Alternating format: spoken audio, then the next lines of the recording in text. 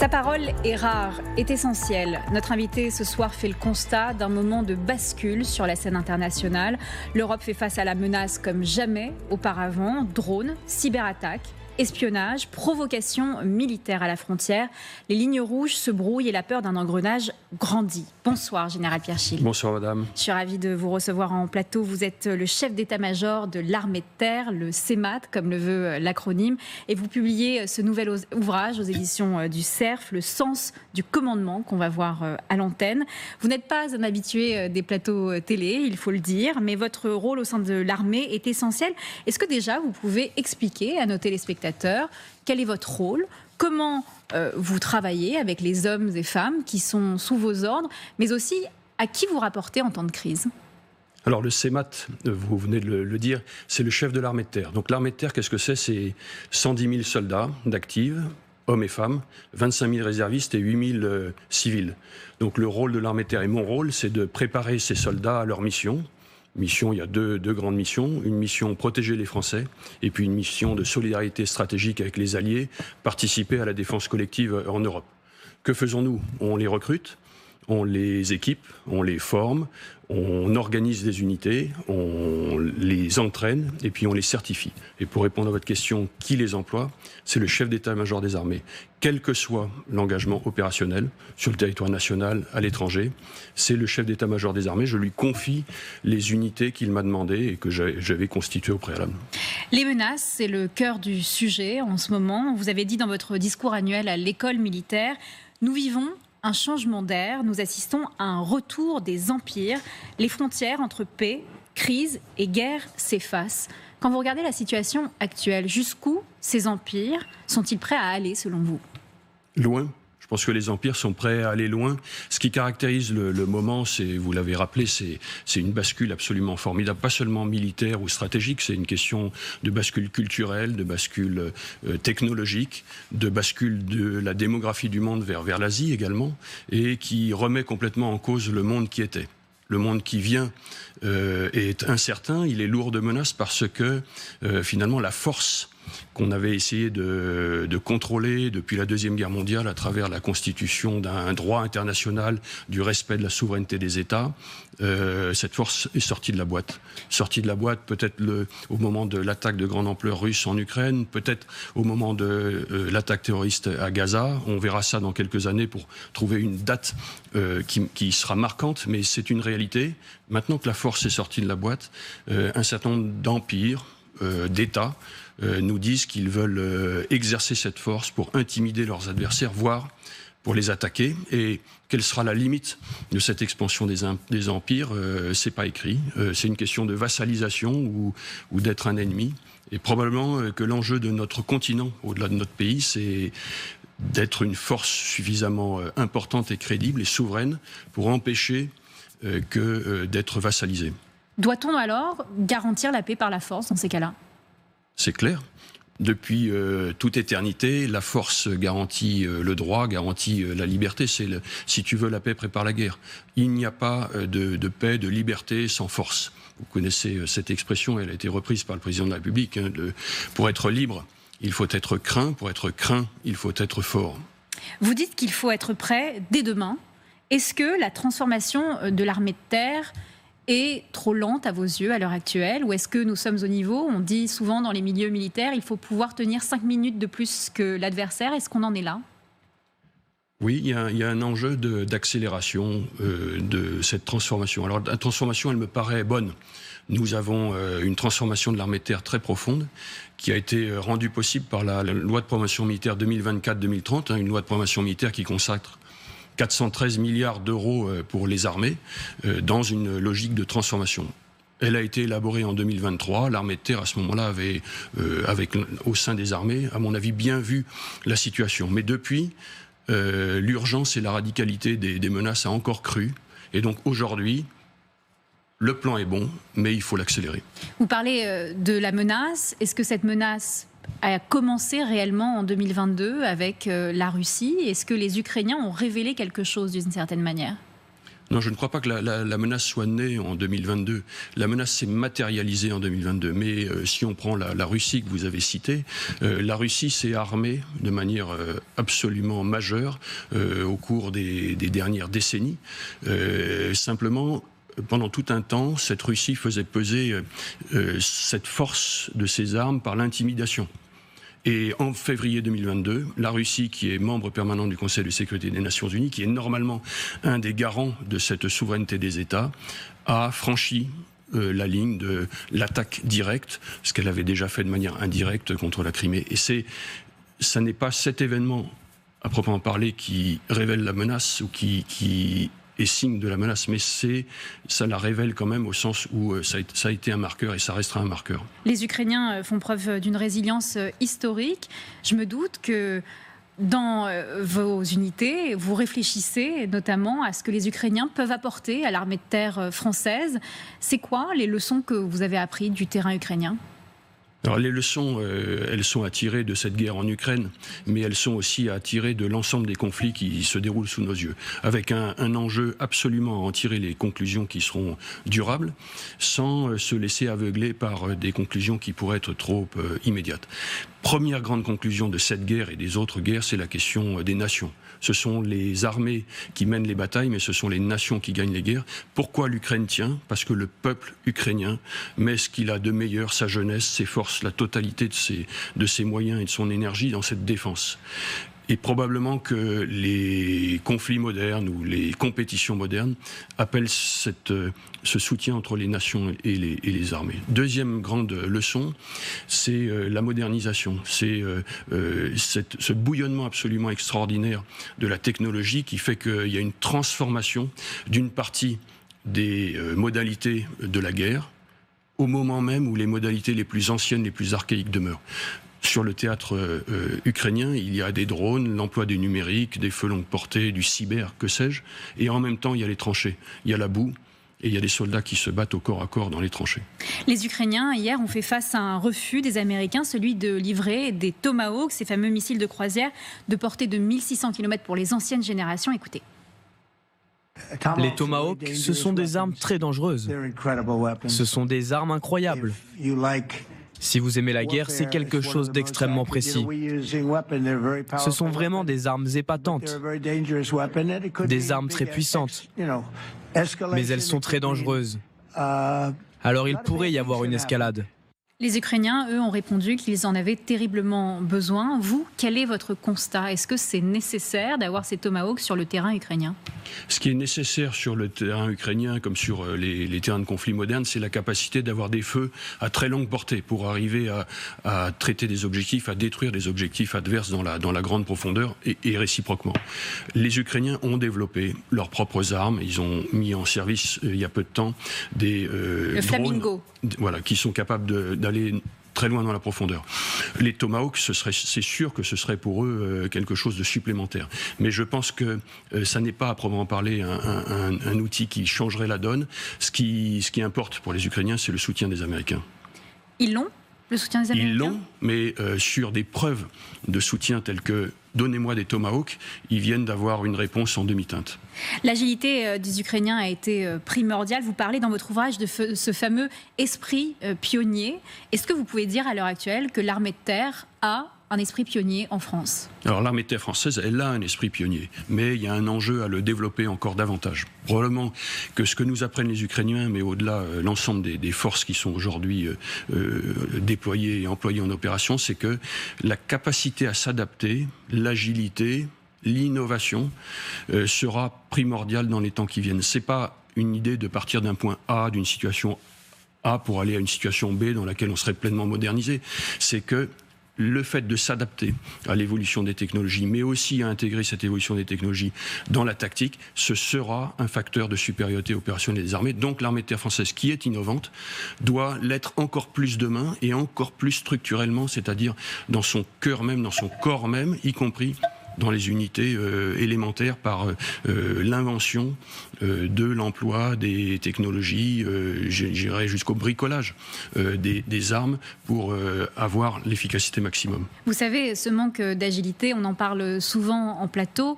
Certains militaires qui sont très respectés dans votre milieu nous disent ce manque d'agilité, c'est peut-être ce qui va nous coûter sur le long terme si demain on se prépare à une guerre de haute intensité. Est-ce que vous faites ce même constat-là ? Non, je ne fais pas ce constat dans le sens où je ne pense pas que cette agilité nous manque.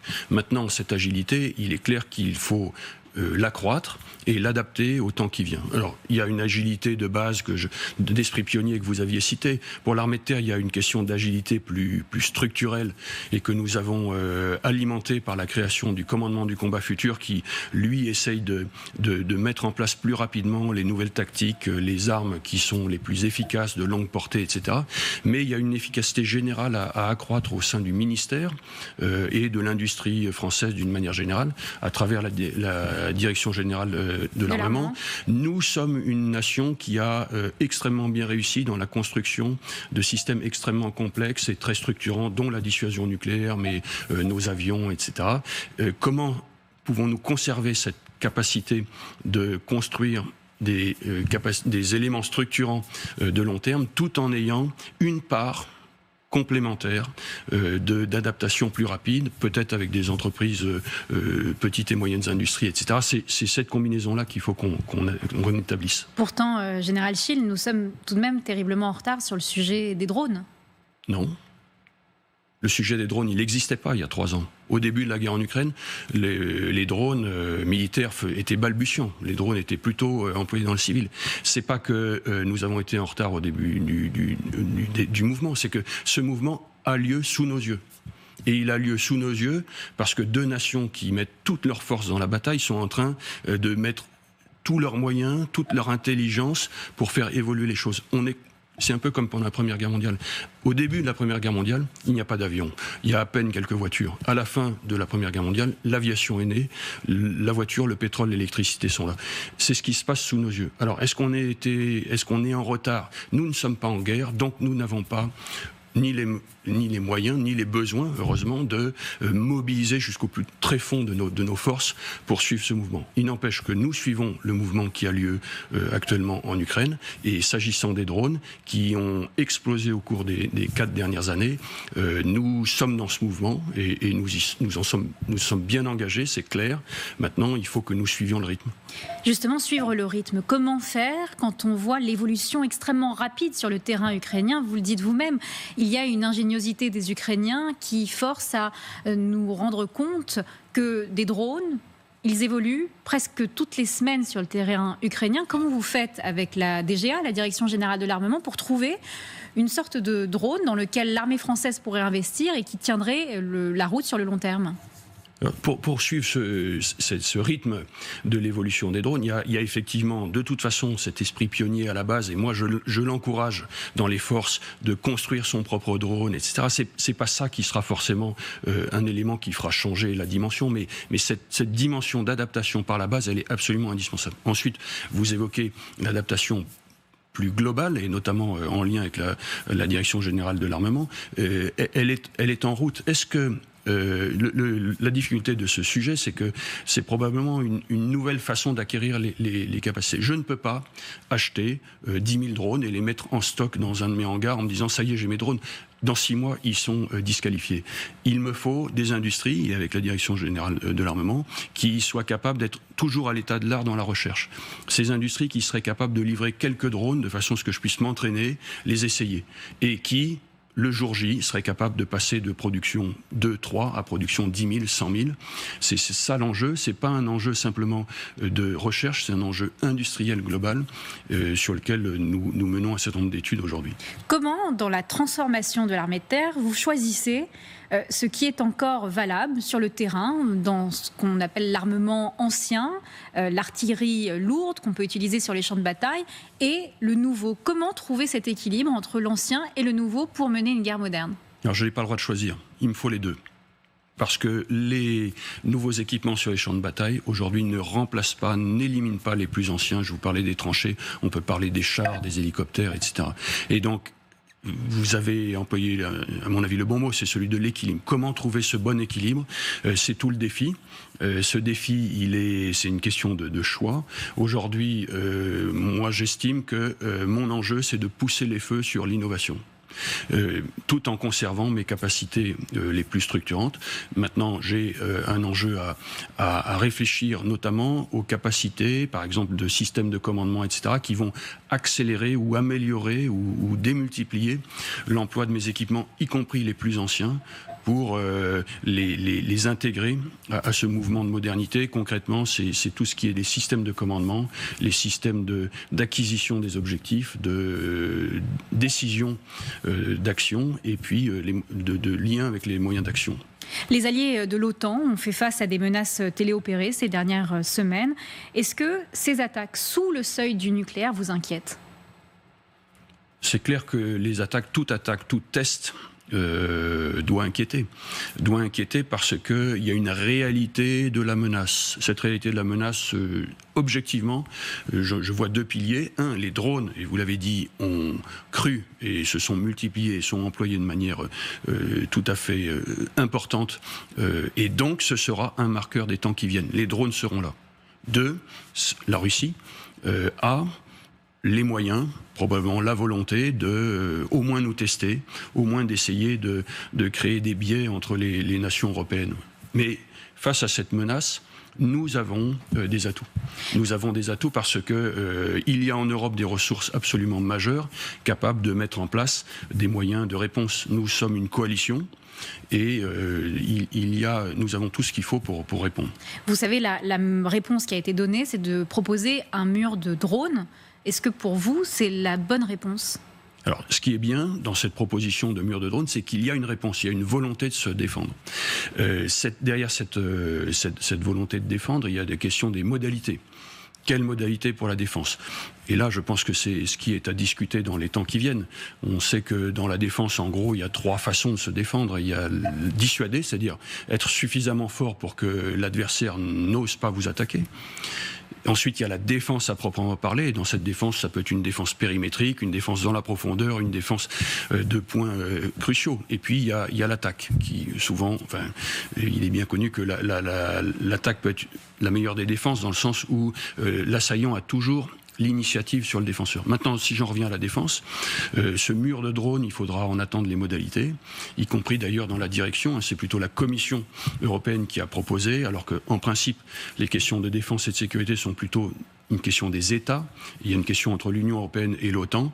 Mais ce qui est sûr, c'est que c'est un bon signal qu'aujourd'hui, nous disions: nous avons à nous défendre, nous voulons nous défendre. Certains disent que ça pourrait créer comme une sorte de ligne Maginot et que ce n'est pas la bonne réflexion dans cette modernisation de nos armées à l'heure actuelle. Vous en pensez quoi ? Oui, c'est pour ça que je vous dis qu'à mon avis, tout sera dans l'exécution. C'est-à-dire, mur de drone, évidemment, l'expression fait penser à la ligne Maginot. Maintenant, il est clair, et dans les premiers retours, que c'est pas clairement un drone qui est envisagé, mais plutôt au moins savoir ce qui se passe.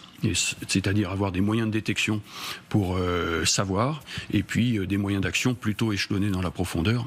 Ce seront les modalités qui jugeront de la pertinence. Est-ce que vous trouvez que nous sommes assez dissuasifs ? Vous l'avez dit, nous ne sommes pas en guerre, mais quand on a une puissance qui menace, qui est telle en économie de guerre, est-ce que nous arrivons, même en étant dotés, à faire le poids ? Est-ce que ça suffit d'être doté ? Non, c'est clair que ça ne suffit pas. Mais cette dissuasion dotée, c'est-à-dire d'avoir l'arme nucléaire, donc la France est un État doté et la dissuasion protège nos intérêts vitaux. L'OTAN est une alliance nucléaire. Maintenant, l'OTAN est testée au moins, et notamment l'enjeu est de couvrir des zones qui ne seraient pas forcément celles des intérêts vitaux, par lesquelles nos adversaires, et la Russie en l'occurrence, essayent de nous tester. Plutôt l'espace de la cohésion, comment les États européens finalement se mettent d'accord sur la réponse, estiment que tel ou tel test ou telle situation est suffisante pour passer à une démonstration de force plus importante. C'est probablement là que nous risquons d'être testés par la Russie. Vous parlez de l'OTAN. Est-ce qu'il faut plaider pour une autonomie stratégique européenne quand on voit les États-Unis qui essaient plus ou moins de nous rendre dépendants parfois sur certains armements? Est-ce qu'il ne faut pas aller vers plus de cohésion au niveau européen?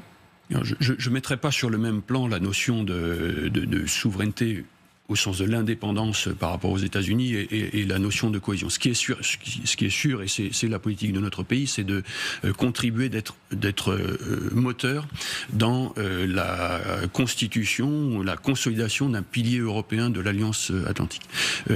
Notre analyse, et l'analyse française aujourd'hui, est que cette dimension est absolument primordiale, mais qu'elle n'est pas antinomique d'un lien et d'une alliance avec les États-Unis. L'idéal est un pilier européen fort, c'est-à-dire des États européens forts et qui consacrent des ressources effectives à leur défense, et une alliance effective avec les États-Unis. Maintenant, les États-Unis nous disent « je ne veux pas être obligé de vous défendre », et donc l'axe qui consiste à renforcer la défense des États européens et donc du pilier européen de l'Alliance est prioritaire.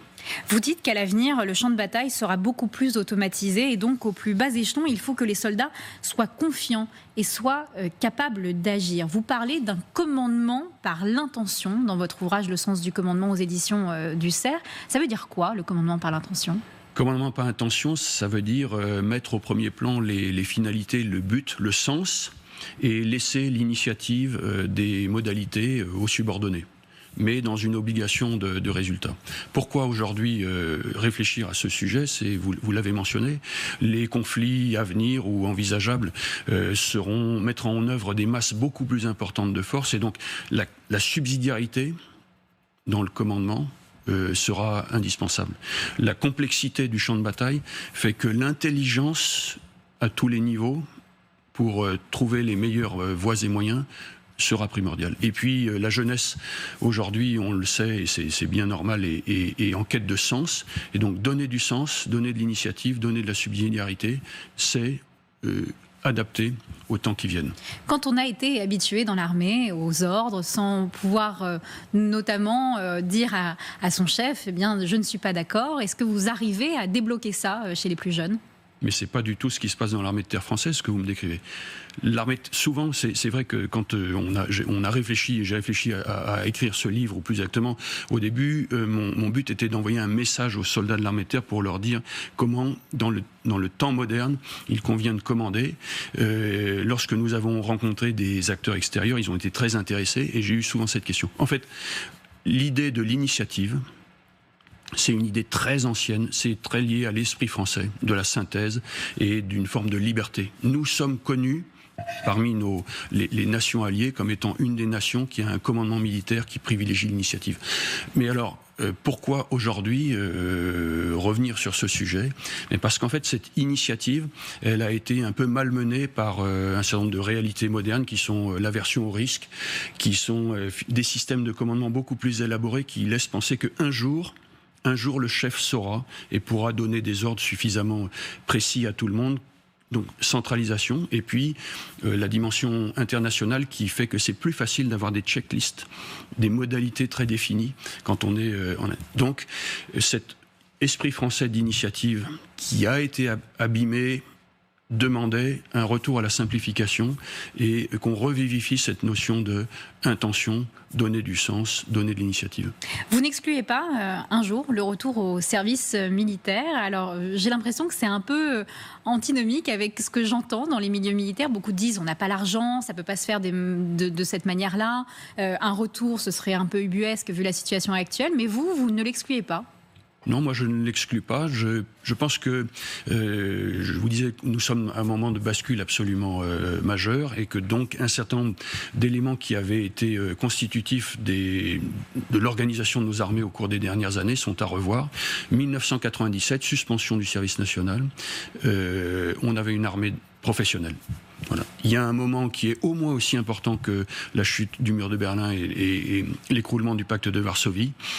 La question se pose. Elle se pose, et d'ailleurs on a déjà répondu, réservistes. On va doubler le nombre de réservistes. L'armée terre l'armée française et l'armée terre qui était majoritairement professionnelle, va devenir une armée qui aura un tiers de réservistes dans ses rangs. C'est déjà plus l'armée professionnelle, c'est déjà une armée mixte ou hybride.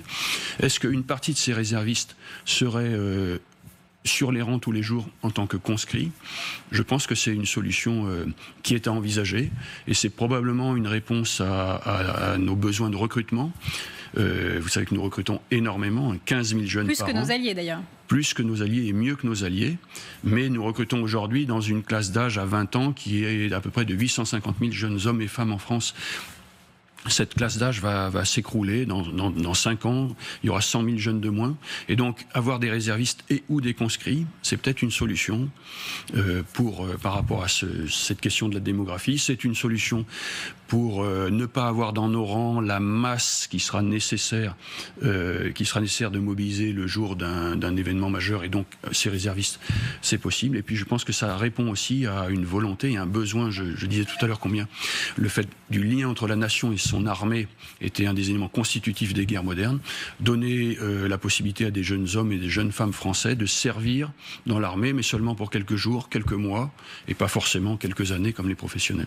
Général Chil, faire nation en cas de guerre, c'est extrêmement important. Vous en avez parlé au sujet de l'Ukraine. Selon un sondage publié cette semaine, près de 80% des Français considèrent la Russie comme une menace pour la souveraineté des pays de l'Union européenne. Je ne vais pas passer par 4 chemins. Est-ce que si vous pensez demain qu'un de nos voisins, pays de l'OTAN, peut-être à la frontière ou autre, est attaqué, est-ce que les Français seraient prêts à se mobiliser pour ce pays-là ? Oui, je le crois profondément. Mais en fait, la mobilisation de ces jeunes Français, elle est surtout même préalable. L'enjeu, l'avenir n'est pas écrit. Il est à écrire. Moi, je suis profondément réaliste et je pense que ma mission à la tête de l'armée de terre, c'est de faire en sorte que nous puissions peser sur notre destin. Il ne s'agit pas de préparer la guerre au sens elle serait inéluctable et on va à la guerre. Il s'agit d'être suffisamment fort pour empêcher que le pire survienne. Alors ça, c'est des questions d'envoyer des signaux. Si on va au-delà d'envoyer des signaux parce qu'il y a des tests, c'est une question d'être au rendez-vous sur les tests. C'est ça qui est nécessaire. Et moi, je suis sûr que les jeunes Français sont prêts à faire ça, c'est-à-dire à peser sur leur destin. La preuve, c'est que 15 000 jeunes Français nous rejoignent chaque année. Nous sommes une armée jeune. La moyenne d'âge dans l'armée de terre, c'est 30 ans. 15 000 jeunes nous rejoignent chaque année. Nous sommes une armée en flux et ces jeunes passent en moyenne 7 ans chez nous. Tout ce que je vois, c'est combien ils ont envie de bâtir leur destin. Et moi, j'ai tout à fait confiance que ce que je vois de mieux dans les jeunes qui nous rejoignent, c'est vrai plus globalement dans la jeunesse française. Merci, Général Chil. J'étais ravie que vous acceptiez notre invitation ce soir.